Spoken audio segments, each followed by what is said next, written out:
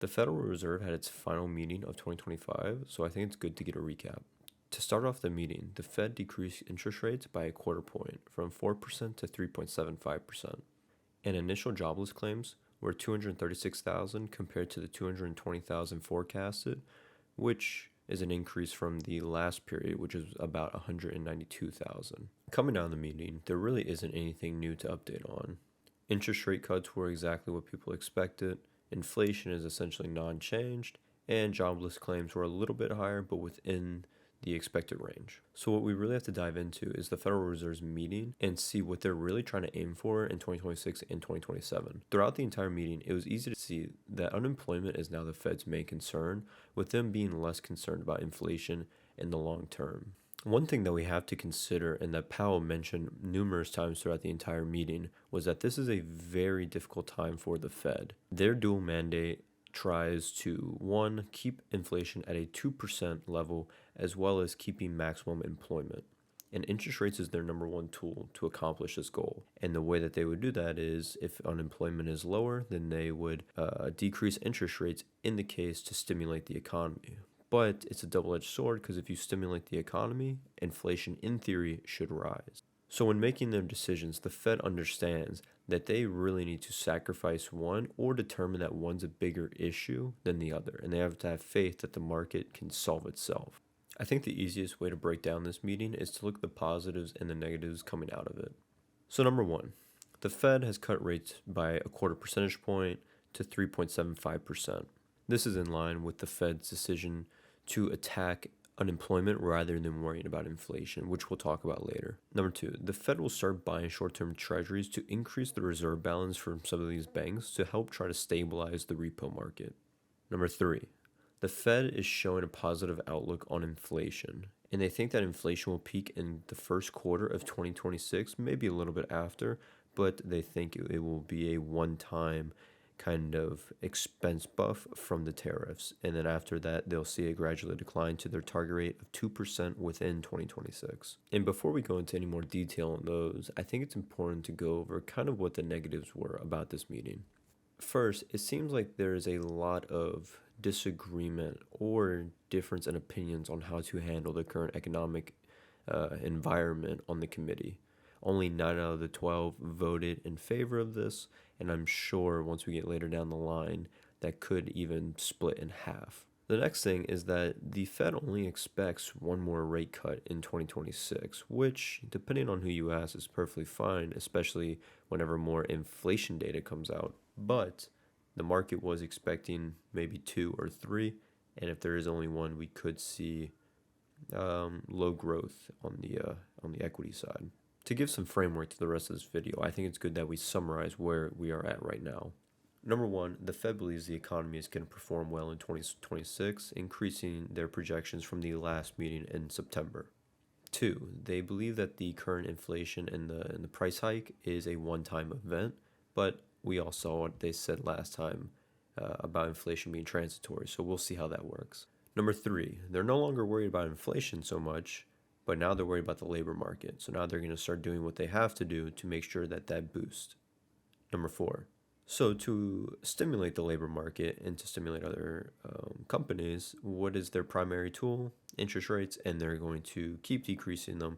But, if the labor market continues to cool down and the current interest rates aren't helping and the one-time expected interest rate in 2026 isn't going to do anything, then they'll probably decrease them more if need be. Number five, which was interesting, but they're trying to solve the liquidity issue because they promised to buy $40 billion, starting with $40 billion a month in T-bills, which we'll talk about later on why that's not necessarily quantitative easing and why we shouldn't really be too excited about it and jump into the market.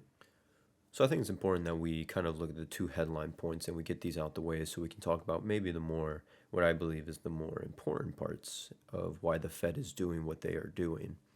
So the two headline points will forever be inflation and unemployment. So the Fed has been decreasing interest rates because the labor market has been cooling more than they would like, and they don't see inflation as a long-term ongoing issue. We're going to really see how that develops over the first quarter of next year. But the Fed is convinced that the inflation rates are sticking around the 3% mark, mainly due to the one-time increase in tariffs on goods. I can't even really say services because they've noted how product and services costs have actually been decreasing.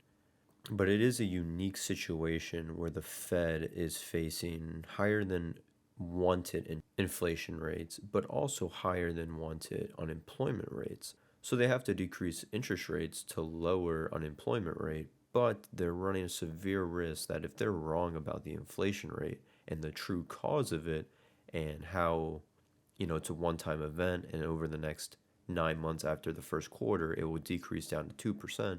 They're running a very big risk that you could reignite inflation back to 3.5%, 4%, maybe even higher. It really just depends.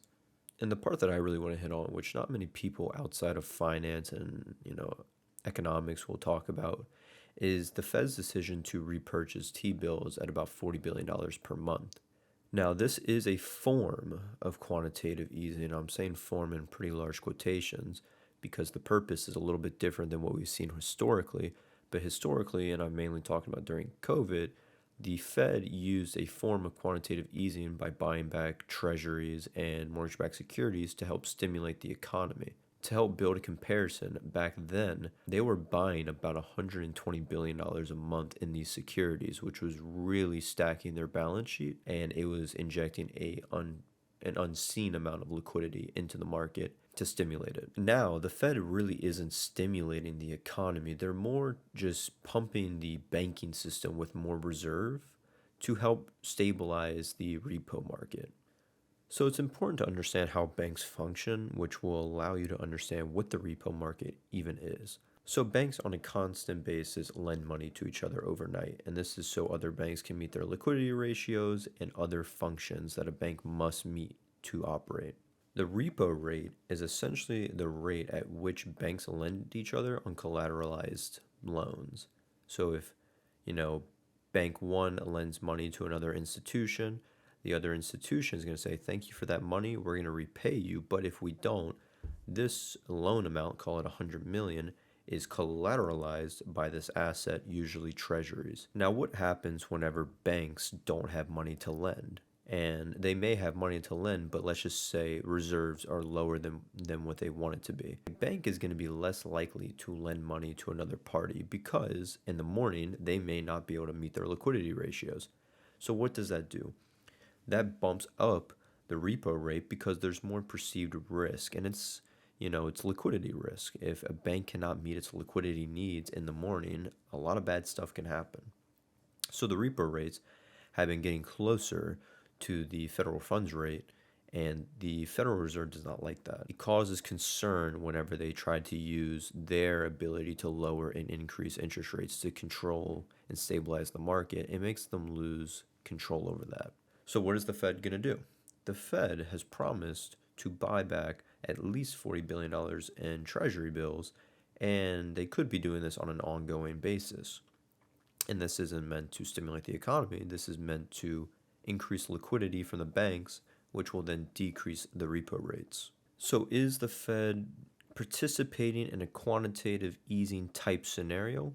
Yes. But is it what everybody, kind of associates it to back in COVID times where they were just printing money, pumping the economy, pumping the stock market? No, it is not that at all. So when we look at this committee meeting, we really need to understand what to take from it.